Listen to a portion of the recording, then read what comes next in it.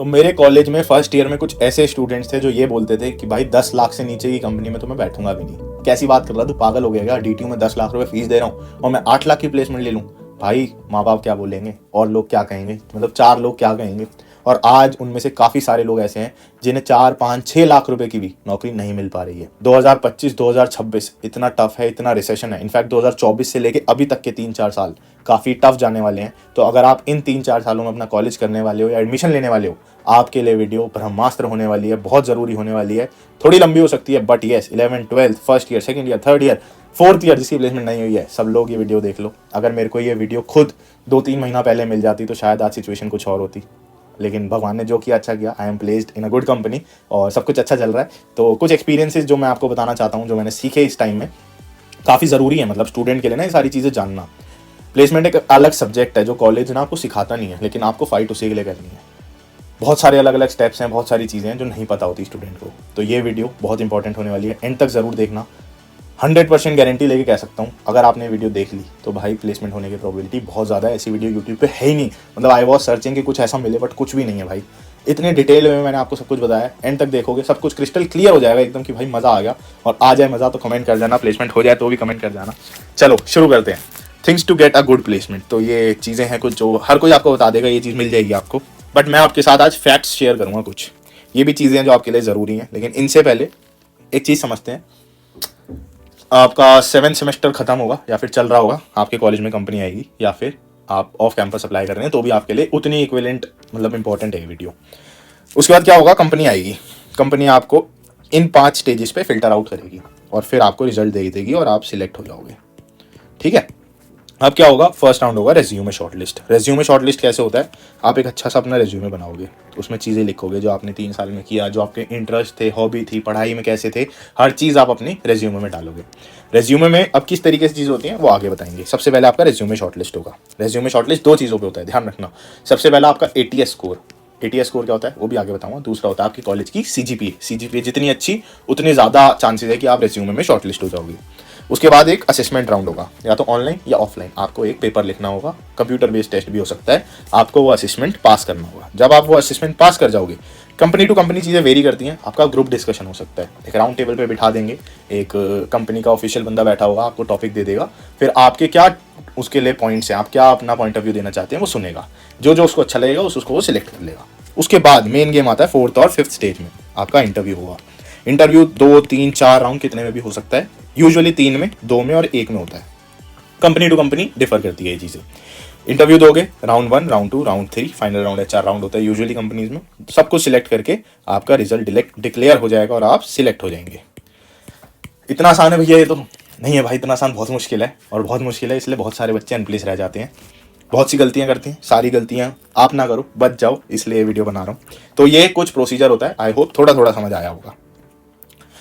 हाँ, तो इस पे आ जाते हैं पहले। चलो तो भाई अब ना थोड़ा दिमाग खोल के और अपनी ब्रांच की तरफ, अपने कॉलेज की तरफ ब्लाइंड ट्रस्ट मत करो। रियलिटी इज अकेले लड़ना है, अकेले नौकरी लेनी है, अकेले पैसे कमाने हैं, तो इस चीज़ पे आ जाओ। सप्लाई डिमांड हर कोई समझता है, इस सप्लाई डिमांड को याद रखना। कॉलेज के अंदर 2 से 2,500 स्टूडेंट्स हैं, मतलब मैं DTU में हूँ। DTU Tier 1 कॉलेज है और Tier 1 कॉलेज की प्लेसमेंट रेशियो 60 to 70% है।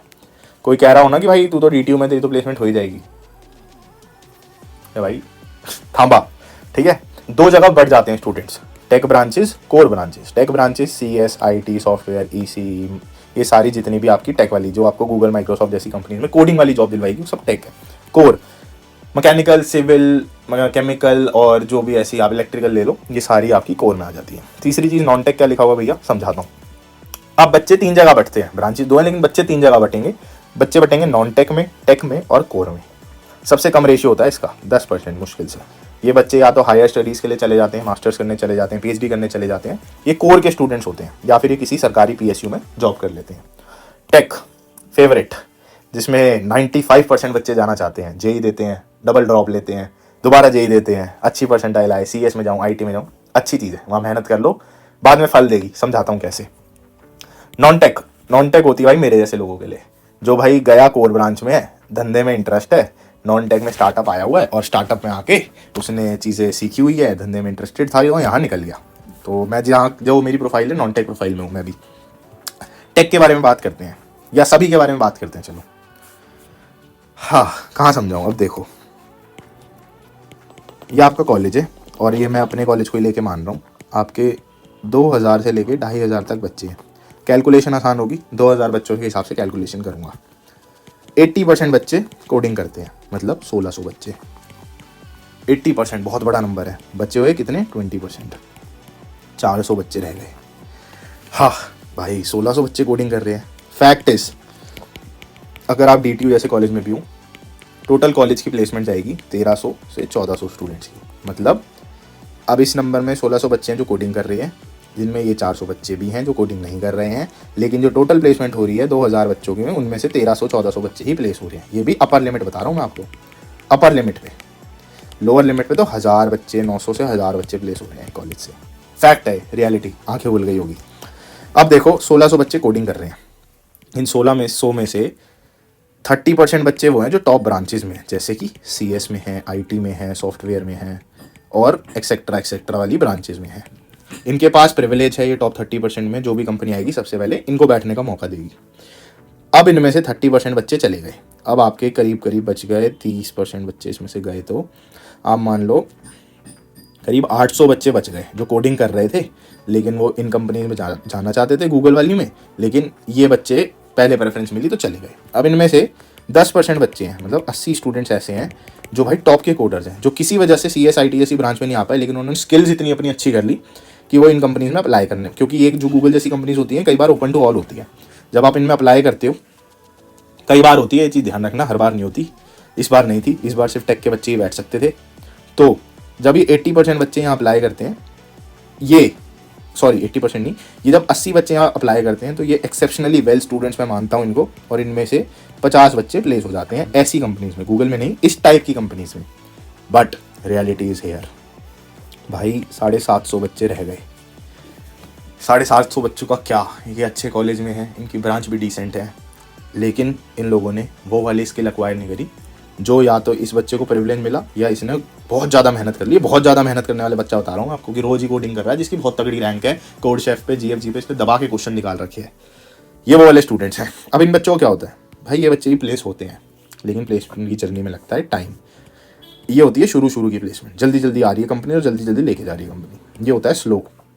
यूजुअली ये स्लो हो जाता है जनवरी ऑनवर्ड्स, जनवरी से लेके जून तक अब जो प्लेसमेंट है वो स्लो हो जाएगी। मोस्टली बच्चे 40 to 50% बच्चे इसमें प्लेस हो जाते हैं। भैया इनका क्या भाई, 750 बच्चों में से कुछ बच्चे हिट एंड ट्रायल करके चले जाएंगे, वो भी 250 ही होंगे। 500 बच्चे तब भी रह जाएंगे।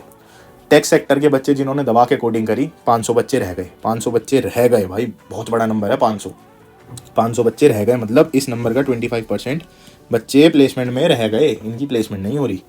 अब ये क्या करते हैं, मैंने आपको बताया था, देखो ये बच्चे क्या करेंगे, ये बच्चे फिर जाएंगे, ये कहेंगे भाई यहाँ से तो मैं रह गया, यहाँ मैंने पढ़ाई नहीं करी जाने लायक, अब मैं ये काम करता हूँ, मैं यहाँ चला जाता हूँ। क्योंकि अब इसने फर्स्ट ईयर से सोचा था मेरे को टेक जॉब चाहिए, तो ये इंटर्न भी टेक में कर रहा है, एक्सपीरियंसेस भी टेक के ले रहा है। जो यहाँ पे चीज़ों की रिक्वायरमेंट है वैसी रिक्वायरमेंट ये फुलफिल नहीं कर पा रहा है, तो अब क्या होगा, अब ये यहाँ पे अनप्लेस रह जाएगा। फैक्ट इज, यही स्टूडेंट्स होते हैं जो कोडिंग करते हैं, अनप्लेस रह जाते हैं।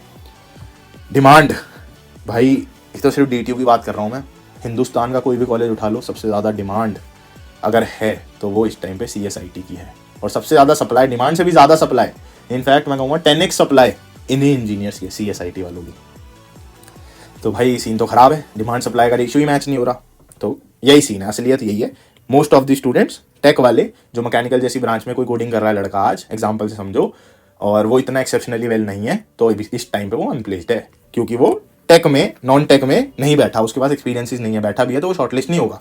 मैंने बताया बहुत सारे राउंड है भाई, वो आपको नौकरी लेके जा रहे हैं, आपको 50,000 रुपये, 60,000 रुपये, 1 लाख रुपये दे रहे हैं, वो आपको हर एस्पेक्ट पे चेक करेंगे कि आप चलोगे कितना और कैसे चलोगे। ठीक है जी, कोर वाला बच्चा तो बिल्कुल अलग हो गया। लेकिन आ जाओ फैक्ट बताता हूँ अब भाई, ये 50% बच्चे अनप्लेस्ड हैं। कौन से वाले 50% हैं, जो टेक में जाना चाहते हैं लेकिन इनकी ब्रांच अच्छी नहीं है, और ब्रांच भी अच्छी नहीं है, और इनकी CGPA भी अच्छी नहीं हो सकती, लक भी अच्छा नहीं हो सकता, बहुत सारे फैक्टर्स इस पर वेरी करते हैं। जो बच्चा नॉन टेक का था, हाई प्रोबेबिलिटी है उसने शुरू से अपनी इंटर्नशिप भी वैसे करी है, पढ़ाई भी वैसे करी है, दिमाग भी वैसा है, वो प्लेस हो जाएगा। कोर वाले बच्चे की तो कहानी अलग है, इसका जीवन सेट है। ये कोर में जाए, अपनी मास्टर्स करे, PhD करे, उसके बाद प्रोफेसर बन जाए, PSU में चला जाए, कहीं अच्छी सी सरकारी नौकरी पकड़ ले। ये भी सेट है, ये भी सेट है, फंस गया ये, और ये फैक्ट है, ये फंसते हैं। ठीक है, अब मैं मानता हूँ कि आप यहाँ पे लाई करते हो, और यहाँ स्विच करना चाहते हो। काफ़ी सारे स्टूडेंट ऐसे ही होगा, या तो भाई तुम कोडिंग इतनी ज़बरदस्त कर लो कि तुम्हारी हालत मतलब तुम सबको पीछे हरा दो, या तुम यहाँ से फिर यहीं स्विच करोगे। अब यहाँ स्विच करने के लिए क्या क्या चाहिए वो भी बता देता हूँ। गुड कम्युनिकेशन, एक होती है गुड कम्युनिकेशन, मैं कहूँगा एक्सेप्शनली गुड कम्युनिकेशन होनी चाहिए। सामने वाले को कैसे सेल्स पिच करनी है, किस तरीके से अपनी बातों में उतारना है, कैसे अपने आप को जस्टिफाई करना है। इंटरव्यूअर कभी भी बेवकूफ़ नहीं होता, कभी कोशिश मत करना बेवकूफ़ बनाने की। जो बोलो सच बोलो, झूठ मत बोलो, कहानियाँ मत बनाओ, क्योंकि वो आपको फंसा देगा। प्रॉब्लम सॉल्विंग एटीट्यूड होगा आपका। प्रॉब्लम सॉल्व किस तरीके से, प्रॉब्लम क्या होती है भैया, मतलब प्रॉब्लम होगी जो आप उसको बताओगे ना। जैसे मैंने बताया था मैं स्टार्टअप करता हूँ जी, कहा कि प्रॉब्लम बता इसमें क्या आई थी। मैंने कहा जी मेरी सेल्स नहीं हो रही थी 3 दिन पहले, मैंने मॉडल पे वेट किया, सेल्स करी, प्रॉफिट में ले गया। अब मैंने इतना तो बोल दिया, वो इसकी डेप्थ में चले जाएंगे। सेल्स करी, कैसे सेल्स करी, क्या क्या चैनल्स थे, क्या फनल बनाई, कैसे तेरे पास लोग आए, कैसे तूने सेल्स करी, कैसे लेके आया, लाने के बाद क्या हुआ, उनका डाटा कहाँ है, दिखा डाटा मेरे को, कौन कौन आया था, बहुत सारी चीज़ें। आप ही की प्रॉब्लम में आपको फंसा देंगे। अगर आप पास हो गए बहुत बढ़िया भाई, आप सच बोल रहे हो, पास हो गए। अब वो आपको अलग अलग बिजनेसेस के हिसाब से, आप देखो आपने तो एक बिजनेस किया, आपने एक चीज़ समझी। जैसे मैंने एक चीज़ करी थी, आप में से मोस्ट ऑफ दिन मेरे को नहीं लगता कि किसी ने स्टार्टअप किया होगा कॉलेज में, मैंने किया तो मेरे को उस तरीके की सिचुएशन थी। लेकिन यूजुअली कैसी सिचुएशन देते हैं कि क्या पसंद है आपको खाने में अक्षित, तो अक्षित कहेगा कि जी मेरे को बर्गर बहुत पसंद है। अच्छा बर्गर पसंद है, किसका पसंद है, तो जी मैकडॉनल्ड्स का पसंद है। अच्छा मेरे को ये बताओ मैकडॉनल्ड्स एक दिन की कितनी सेल्स करता होगा, और अगर मैकडॉनल्ड्स को अपना बिजनेस खोलना है मेघालय में, तो क्या लोकेशन होनी चाहिए, क्या होनी चाहिए, कैसी चीज़ें होनी चाहिए बताओ। या फिर मुंबई में 4 आउटलेट्स हैं मैकडॉनल्ड्स के, 3 चलते हैं, 1 नहीं चलता, बताओ क्या क्या रीज़न हो सकते हैं। आपकी मेंटालिटी चेक करते हो। आई होप थोड़ा थोड़ा समझा पाया हूँ। तो डिफरेंट बिजनेसेस की डिफरेंट नॉलेज आपके पास होनी चाहिए, जिसके लिए मैं सजेस्ट करूँगा शार्क टैंक देखो भाई, बहुत बढ़िया चीज़ है, बहुत कुछ मैं सीखा हूँ, आप भी सीखोगे, अच्छा रहेगा। केस स्टडीज़, मैंने तो कभी केस स्टडीज़ एस्टिमेट्स नहीं पढ़े, बस समझा देता हूँ क्या होता है। केस स्टडीज़ होती है कि आप किसी धंधे को किस तरीके से एनालाइज कर रहे हो, क्लाइंट कौन है, क्या प्रोडक्ट दे रहे हो, किस तरीके से दे रहे हो, क्या गलतियां हैं इसमें वो रेक्टिफाई करनी है, और अपने जो क्लाइंट है उसको ज़्यादा बेटर अच्छा फील कराना है, बार बार अपना कस्टमर बना के रखना है। केस स्टडीज़ में ये पढ़ते हो आप, धंधा कैसे बढ़ाना है ये भी आप केस स्टडी में पढ़ते हो। जेस्टिमेट्स में जैसे मान लो मतलब मैं ऐसे करता था, पता नहीं आप लोग करते ही होगे, कि मेरे जैसे ट्यूशन में जाता था तो मैं देखता था भाई 20 बच्चे बैठे हैं, ये सबसे 20-20 हज़ार फीस ले रहे हैं भाई, तो बहुत महीने का कमा रहे हैं। तो ये जो मैंने कैलकुलेशन करी ना कि ये एक बच्चे से इतना ले रहे हैं, इतने बच्चे हैं, 1 महीने का इतना आ रहा है, 1 साल का इतना आ रहा है, दिस इज कॉल्ड जेस्टिमेट्स। कि आप नंबर्स को लेके अज्यूम कर रहे हो, एस्टिमेशन लगा रहे हो, तो ये होते हैं जेस्टिमेट्स। इसके लिए आपको पढ़ना पड़ता है, बट क्योंकि मैं तो थोड़ा ठीक था इन चीज़ों में, मतलब 6th क्लास से मैं ट्यूशन की लगा रहा हूँ, ऐसे वैसे उल्टे सीधे काम करता था, तो मेरा हो भाई मैं बढ़िया निकल गया इसमें। तो आप लोग ये पढ़ सकते हो, इसकी काफ़ी सारी चीज़ें आपको गूगल पे मिल जाएगी। हार्ड वर्किंग होनी चाहिए। अब उसको क्या पता कि आप आधे पौने घंटे की मीट में इंटरव्यू में आप हार्ड वर्किंग हो या नहीं हो। आपको अपने एक्सपीरियंसेस ऐसे बताने पड़ते हैं, मतलब होने चाहिए आपके साथ कि जी मैं यहाँ फंसा था, गिरा था, टूट गया था, फिर खड़ा हुआ, फिर भागा, फिर गिर गया, फिर टूट गया, फिर खड़ा हुआ, फिर भागा। इससे पता चलेगा कि जी आप हार्ड वर्किंग थे। इंग्लिश फ्लुएंसी वेरी इंपॉर्टेंट, मेरे पास नहीं थी, मैं इंग्लिश में इतना फ्लुएंट नहीं हूँ।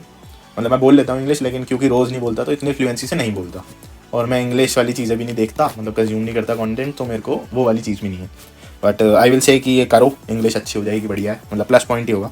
नेवर गिव अप एटीट्यूड बहुत ज़रूरी है। इंटरव्यू में ना वो आपको कई बार कह देंगे कि भाई, मतलब जैसे रिज्यूमे दिया ना तुमने, तो तुम्हें कह देंगे भाई तूने तो इसमें सब कुछ झूठ लिख रखा है, अच्छा बताइए तूने ये कैसे किया। मतलब बहुत ब्लंट और बहुत ज़्यादा आपकी ऐसी तैसी हो सकती है।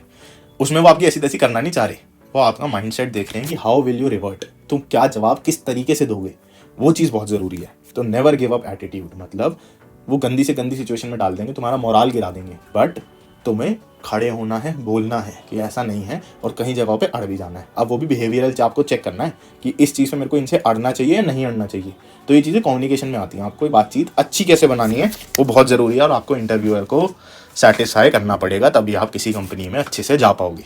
तो एक्सपीरियंसेस बहुत ज़रूरी है। मेरी जो नौकरी लगी है भाई एक्सपीरियंसेस से लगी है। मैंने यूट्यूब किया है, स्टार्टअप किया है, 4 तरीके की अलग चीज़ें करी है, मैंने तो सब बता दिया था। ना मैंने एक दिन कोडिंग करी, ना मैंने एक दिन एसक्यूएल सीखा, मेरे को कुछ भी नहीं आता, जीरो नॉलेज है। बट क्योंकि मैंने नई नई चीज़ें करी हैं, अब देखो एसक्यूएल कोडिंग तो बहुत बच्चे कर रहे हैं, यूट्यूब नहीं कर रहे, मैंने किया तो एक्सेप्शनल निकल गया। स्टार्टअप नहीं कर रहे, मैंने किया, एक्सेप्शनल निकल गया, मतलब अलग निकल गया। अलग निकलना ज़रूरी है। अब आ जाते हैं भाई मेन चीज़ों पे।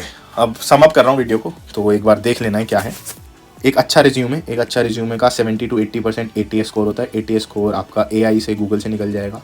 कैंपस प्लेसमेंट में हो तो CGPA आपकी अच्छी होनी चाहिए, जल्दी प्लेसमेंट में बैठ पाओगे।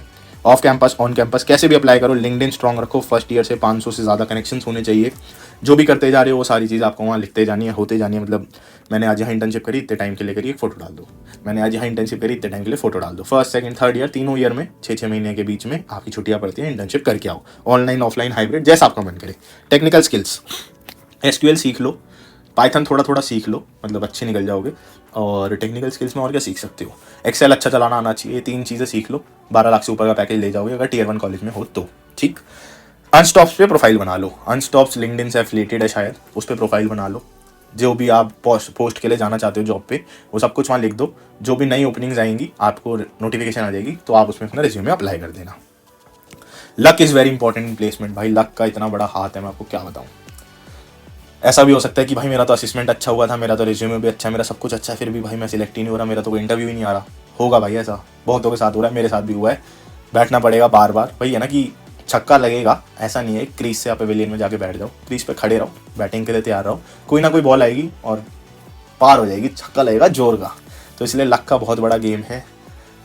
भगवान से प्रार्थना करो जो कंपनी सही हो उसमें आप जाओ, जो आपके लिए बढ़िया हो उसमें आप जाओ। बाकी आज की वीडियो काफ़ी बड़ी हो गई, लेकिन बहुत यूज़फुल थी। अगर वीडियो पसंद आई हो तो लाइक कमेंट शेयर सब्सक्राइब, और कोई कन्फ्यूजन हो कमेंट कर दो।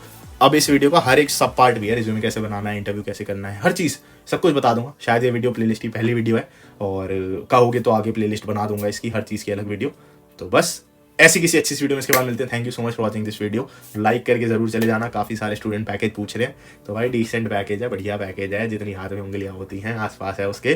तो हिंट दे दिया है मैंने, तो काफ़ी बढ़िया है, कोई दिक्कत नहीं है, कंपनी बढ़िया है, इंसेंटिव्स भी है, जितने हाथ में उंगलियां हैं उतना ही और इंसेंटिव है, तो बढ़िया है मतलब सब कुछ। तो हिंट दे दिया, हिंट मांग रहे थे आप लोग।